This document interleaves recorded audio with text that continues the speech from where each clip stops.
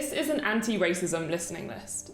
Black Lives Matter and the fight for racial justice is up to all of us. This list is to help if you're not sure where to start. We're beginning with Why I'm No Longer Talking to White People About Race by Reni Eddo-Lodge. In this book, Reni looks at what it is to be black and British. She'll take you through Britain's role in the slave trade, through how our nation is in denial of its racism, and into those conversations with white people she will no longer put herself through. This audiobook voices the frustration that Reni and so many other black people rightly feel, and this is one route for white people to really listen without putting the burden back on their black friends and family. It is a great place to begin for anti-racism self-education. Thinking about power made me realise that racism was about so much more than personal prejudice. It was about being in the position to negatively affect other people's life chances. My outlook began to change drastically. Next is The Hate You Give by Angie Thomas. This young adult novel is a great listen for adults and children alike. Fiction is a brilliant way to understand others and different experiences. You might have heard of or seen the film of this book, which is great. If you haven't and want to add a watch to your education list, I would definitely recommend. The book follows 16-year-old Star, whose life is split between the poor neighbourhood where she was born and her posh high school in the suburbs. That balancing act comes to an uncomfortable end when her best friend Khalil is shot by a police officer. This book was inspired by the Black Lives Matter movement. Kenya is about the only person I hang out with in Garden Heights.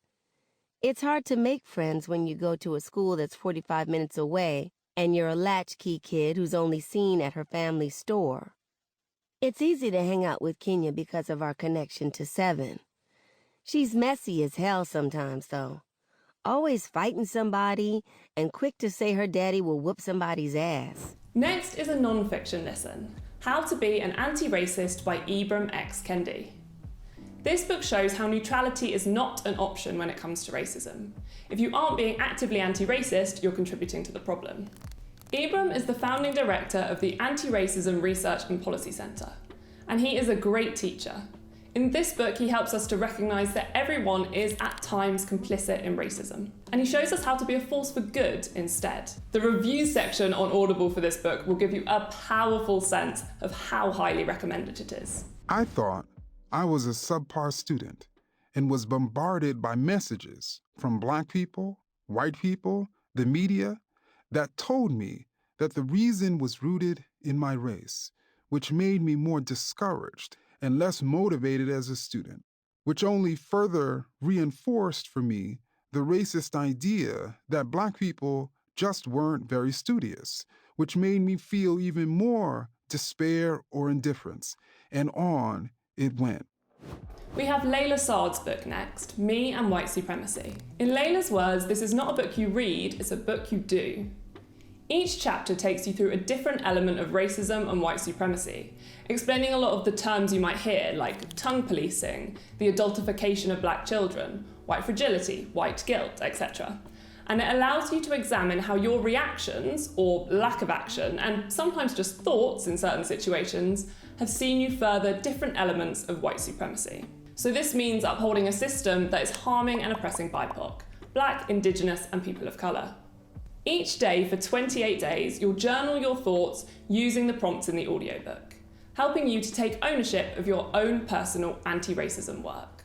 Dear listener, how did you feel the first time you saw the title of this audiobook? Were you surprised? Confused? Intrigued? Uncomfortable? Maybe all of the above? I want to begin by reassuring you that all those feelings and more are completely normal. Next is Natives by Akala. Akala's book was recommended to me first by Benjamin Zephaniah, who wrote a review line for Natives saying that it is the book he has been waiting for years. It's Akala's story of how race and class have shaped his life and how more broadly society and politics function in Britain now, and how we got where we are. Akala calls out the institutional racism that might seem more covert, but is deeply damaging in both institutions of power and in our subconscious thoughts and actions. It's great to hear the audiobook, which is narrated by Akala. And if you're lamenting not learning more honest history in school, this book will start to bridge that knowledge gap. It's easy for people just slightly younger than myself and born into a relative degree of multiculturalism to forget just how recently basic public decency towards black folks was won in this country. But I was born in the 1980s, so I remember only too well. To learn more about history, we have the podcast In Search of Black History with Bonnie Greer. History is not just the majority white men narrative that fills so many history books and lessons. In this podcast, Bonnie tells us about some of those people from African descent through the ages who were saints, philosophers, warrior women, king's heralds, and brings their stories to life.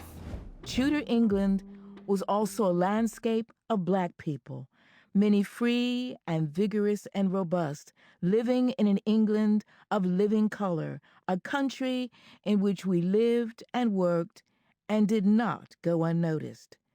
I'll be taking you back there to meet some truly extraordinary individuals and exploring what was happening in Africa during the same period.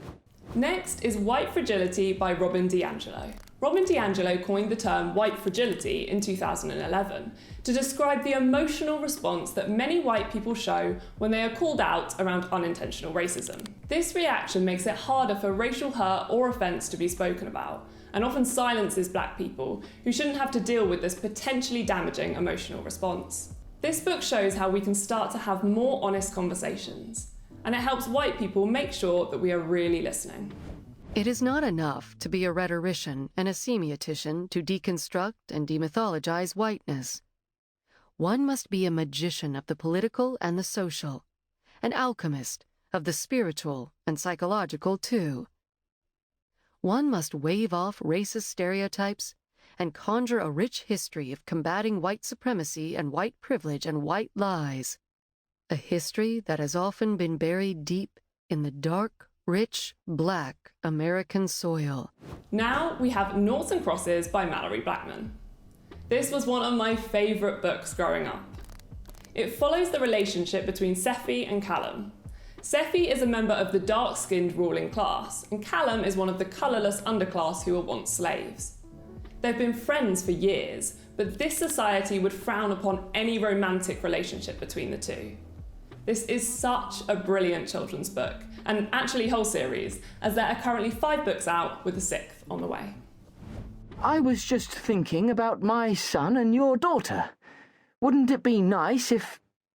Appalled, she bit back the rest of the sentence, but it was too late. What would be nice? Mr. Hadley prompted silkily. If they could always stay as they are now. Until the Flood by Dael Orlandersmith is an award-winning play. This audio recording is lyrical and beautifully performed by the author. The story is inspired by interviews which took place following the 2014 shooting of a black teenager, Michael Brown, by white police officer Darren Wilson. It delves into different perspectives of a community who need justice, and it sucks you right into the story. It seemed to me that they were passive racially. Seemed to me my father was the kind of man who did not outstep his bounds. There was that racism, too. Oh, certainly there was the violence, but there was the understood, quiet racism where everyone knew their place. Next is We Need to Talk About the British Empire by Afua Hirsch. And we really do need to talk about the British Empire. I didn't study it until history at university, and that is mad. So many of us either ignore or are ignorant to the havoc and pain that Britain caused, to our role in the slave trade, and to what our true inheritance and legacy as a country is. In this podcast, Afua hears from guests about their family stories who made the empire what it was. And she digs into how the empire shaped Britain today. Why not use this podcast as a jumping off point for exploring more of Britain's history and the perspectives from historians around the past? We never discussed empire at home, and I tell you what made me very aware there was something missing was television. I watched a lot of TV growing up, and I just remember thinking, there are no documentaries telling me about my history. And finally, Stamped: Racism, Antiracism and You by Jason Reynolds and Ibram X. Kendi. This book is to help you better understand why we are where we are when it comes to race. And it's about what we can each do about racism now. The writing and delivery of this audiobook makes it feel like listening to a discussion or a conversation, accessible for teens and up, which makes it a great listen for a family with high school-aged children. Many reviewers have said how captivated they were by this audiobook. If not for racist ideas, George Zimmerman would not have thought the hooded Florida teen who liked LeBron James, hip-hop, and South Park had to be a robber. Zimmerman's racist ideas in 2012 transformed an easygoing Trayvon Martin walking home from a 7-Eleven holding watermelon juice and Skittles into a menace to society, holding danger. So that rounds off this anti-racism listening list. There are lots of other brilliant audiobooks available around the topics of race and racism in both fiction and non-fiction.